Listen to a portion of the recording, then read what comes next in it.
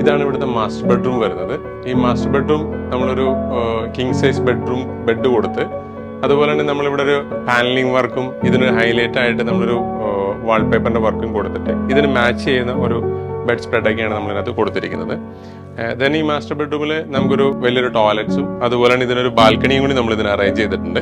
നമ്മുടെ ഈ ബാൽക്കണിയിലോട്ട് നമ്മൾ കയറി വരുമ്പോൾ ഇതിന്റെ മുകളിലായിട്ട് നമ്മളൊരു GA ഓട്ടോ പെയിന്റ് ചെയ്തിട്ട് ഒരു വുഡിന്റെ റാഫ്റ്റേഴ്സ് മാതിരി, അതായത് വുഡ് ഫിനിഷ് കൊടുക്കുന്ന രീതിയിലാണ് നമ്മൾ ചെയ്തിരിക്കുന്നത്.